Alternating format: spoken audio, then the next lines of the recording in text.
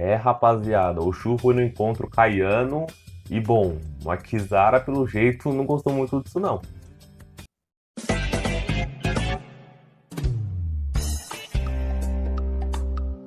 Mais um belo episódio com luta e, claro, fazendo a gente pular do sofá ou da cadeira, fale como vocês preferirem.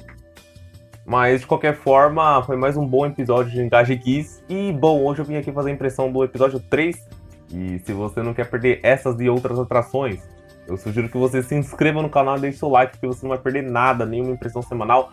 Desse mês de julho aqui eu tô fazendo sobre 3 animes, então fiquem ligados aí, porque vem mais atrações aí.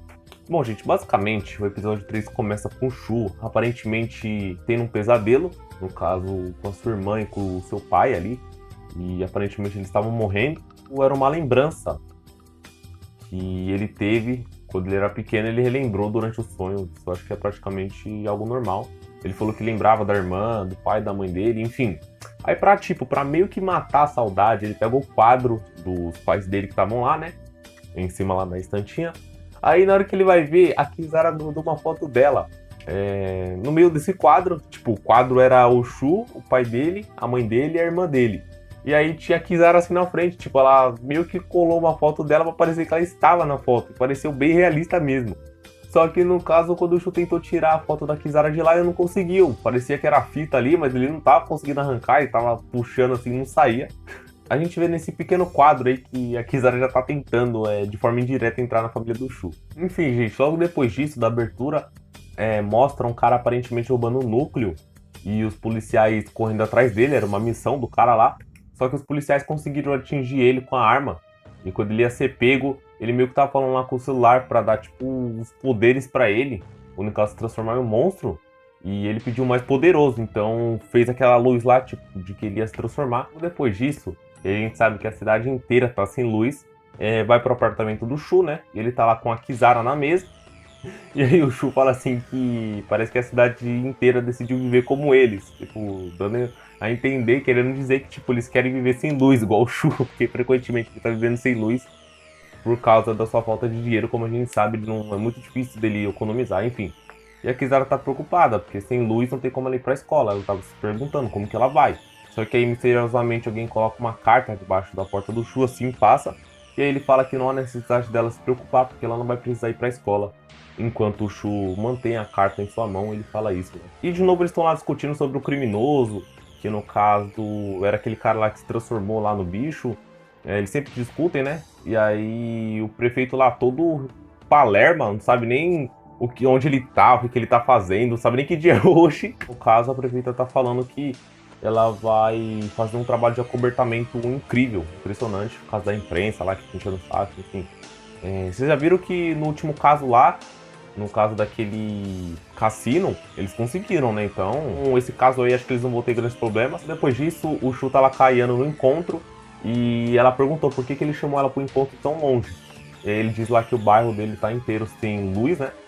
E ela disse assim que, tipo, nem parece, porque os prédios e as firmas não parecem ter afetado. Ele tá falando aqui sobre o bairro dele, porque o bairro dele é o bairro velho, né? Ela fala pra ele direto ao ponto, porque ela saiu escondida do trabalho, e ele fala assim que, no caso, ele começa a mostrar pra ela foto daquela lagarta, que ela, no caso, é classe B, então aparentemente é bem forte. E que, no caso, ele diz que quer abater ela. E aí a Yano fala assim, como ele conseguiu essas informações antes mesmo de entrar na disputa, porque como a gente sabe, as empresas entram em concorrência, jogam os valores lá para ver quem fica com o caso. Então ela perguntou como que o Shu conseguiu essas informações antecipadas aí, mesmo que a empresa dele seja tão minúscula. Só que em outras palavras a gente sabe que tem alguém ali querendo se aproveitar da disposição do Shu para fazer os trabalhos. Em outras palavras, eles querem se aproveitar do poder da Kizara, que a Kizara é muito forte, a gente sabe, ela é uma classe A. Então, estão querendo usar eles para poder resolver esses casos aí. Aí a Ano pergunta por que, se ele sabe de tudo isso, que no caso ele tá meio que sendo usado, por que ele continua aceitando? Ele fala assim que precisa das informações desse cara aí do caso para poder cumprir o objetivo dele. Qual é o objetivo dele, né? Enfim. Aí ele fala pra Yano ir lá, fala pra chefe dele que ele vai ficar com o caso. E ele fala assim que nunca decepcionou a Yano, porque ele foi falar que nunca decepcionou ela. Na hora ela começou a falar um monte de coisa lá que ele fez. Ela fala que ele não foi no aniversário dela, ele se demitiu da firma dela sem o próprio consentimento dela. começa a citar várias coisas, ele lá pedindo perdão, e quando a gente vai ver na fonte, a Kizara se levanta com aquele olhar tipo de ciúmes, o olho dela tá preto, obviamente por causa de ciúmes, mas claro que ela tá sempre de olho ali na situação, até porque os dois, o Shu e a Yano, foram no encontro, então a Kizara tava só de olho, pra caso a Yano atacasse, ela já ia pra cima da Yano, igual ela fez lá no cassino. Enfim, logo depois disso, estão lá, né, discutindo pra ver quem vai ficar com o caso, e falam que, de novo, a empresa do Shu, enfim, vai ficar com o caso, mas depois chegam novas evidências e falam que, tipo, aquele monstro lá, aquele bicho, ele conseguiu engolir energia suficiente pra drenar a cidade por uma semana. Em outras palavras, engoliu uma semana de energia. Então, por isso que o monstro não pode ser morto. Eles querem que capture o monstro. E por causa dessas novas evidências, vão reconsiderar que o caso ficou com a empresa do Shu. E aí ele vai lá e fala assim que não precisa reconsiderar, que ele vai capturar o bicho. E aí o cara pergunta se o Shu vai capturar sozinho. Ele já fica com aquela cara de preocupado, mas ele não tá sozinho, né? A Kizara já é uma grande ajuda. Então ele vai ter que meio que fazer um sacrifício aí que vocês vão entender. Enfim, gente, logo depois disso a gente vê a conversa do Milos lá, o cara que tá falando com o Shu no último episódio, né? Ele tá falando com o cara, e no caso o cara pergunta se ele conhece o Shu e a garota que tá com ele, que no caso a gente sabe que é a Kizara. Mas aí ele fala assim que conhece sim o Shu, por incrível que pareça ele foi um pai adotivo do Shu durante um ano. E aí ele fala assim que o Shu é meio que a salvação da cidade. Se não fosse ele e a Kizara, basicamente eles já estavam numa situação muito mais crítica, porque a polícia dessa cidade é uma porcaria. Enfim, depois dessa conversa aí, uma longuinha conversa até do guarda Milos lá com o cara, eu dei uma boa resumida aqui, mostra que, tipo, aquele monstro lá que tava lá, no negócio de energia, acabou se transformando numa lagarta, né? Na verdade era uma lagarta. Ele começou a voar assim. Então, a gente sabe que não tem mais alternativa. O Shu vai ter que ajudar porque o esquadrão da Yano de novo tá tendo dificuldade lá.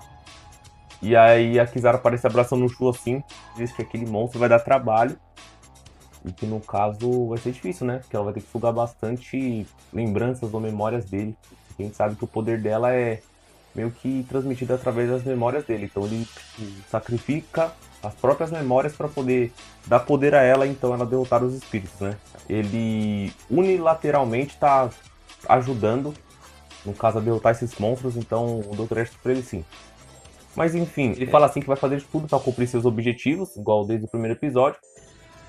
E ela fala assim que, tipo, seus objetivos são meio que trazer a família de volta ou proteger a Yano. Ela sabe que o Shu gosta da Yano ainda. Ela menciona, né, pro Shu se ele percebeu que a roupa que ela tava no encontro lá deles era a mesma roupa que ela usou no primeiro encontro dos dois, no primeiro de todos os encontros. Ele disse que não lembrava, né, porque não tem como lembrar de todos os espíritos que ele lutou. E as lembranças dele foram sugadas, não tem nem como ele lembrar disso. Mas de qualquer forma, ela fala que ele não presta porque ele tá disposto a até beijar uma outra garota que ele não ama para poder salvar a que ele gosta. Enfim, e ele fala que pode sugar todas as memórias dele, suficiente para poder acabar com aquele monstro. E depois, obviamente, ela fica overpowered e não tem como, né? Quando ela suga as memórias do Shu, ela fica praticamente invencível, já vai pra cima do monstro. E ela escreveu na mão dele, tipo, mire na Kizara. Porque por isso que sempre quando, tipo, ela beija ele, ela escreve na mão dele o que ele tem que fazer, porque, como a gente sabe, ela suga as memórias dele. Então, quando ele acordar, ele lê a mão dele, e aí ele sabe o que tem que fazer. Mas ele não tinha esquecido, a gente viu que ele já lembrava, então... ele já pegou a arma e mirou no monstro. Era bem arriscado, na verdade, ele mirou na Kizara, mas tipo, passou bem perto o tiro dela. Mas ele conseguiu atirar algumas vezes no monstro e o monstro foi destruído. E aí a gente vê lá do ponto de vista do policial, ele falando que o Shu mais uma vez salvou a cidade. Realmente ele é o herói de lá. Mesmo que uns falem que não, que ele não é tão forte, mas ele é o herói. Faz parte, porque a gente vê constantemente durante essas missões, ele tá sempre agindo e conseguindo derrotar essas ameaças dele, então pode colocar 80 a 70% da paz da cidade nas costas do Shu. Então é isso aí, gente. Apesar de ser difícil de assumir, né? Porque ele quase nunca luta, como eu sempre digo, mas tem que assumir, né? Ele realmente é o herói, então... Agora que eu tô entrando em um consenso aqui, porque no começo das primeiras impressões eu estava falando que, na verdade, ele só explorava as garotas, né? E ele era pobre e ficava fazendo as garotas pagar as coisas pra ele. Então eu acho que eu fui meio injusto com ele. Mas agora eu tô dizendo, ele é o herói, então basicamente eu não vou ficar só criticando o cara, eu vou elogiar ele também. Só queria entrar nesse conceito mesmo. Enfim, depois disso, mostrou lá o Milos falando que o Shu é o herói da cidade e o episódio se encerrou. Só que tem cenas pós-crédito, né? Desse episódio, alguns episódios até tem cenas pós-crédito, então tem que ficar ligado até o fim. Aí depois aparece a Kisara, tipo, olhando pro monstro morto, e a Yano tá lá com a mão no braço, porque ela foi atingida por causa da luta, enfim. Aí ela pergunta se tem que agradecer a Kisara diz que ela tem que decidir se ela vai agradecer a própria ou não. E aí a Kisara, tipo, relembra, a gente vê ela relembrando que a Yano morou com o Shu, né? A gente vai conversar sobre isso já já. E aí ela fala que tem que pedir desculpa pra Yano e aí os créditos acabam, né? Só uma pequena prévia aí do que vai vir no próximo episódio, no episódio 4. Mas a gente vê que, tipo, o Shu gosta da Yano ainda, por incrível que pareça. Porque a gente vê constantemente a Kisara, até desde o primeiro episódio, ela tentando atacar o Shu. E ele meio que fugindo, então... Os dois moravam juntos até. Me surpreendeu, eu não sabia que os dois moravam juntos.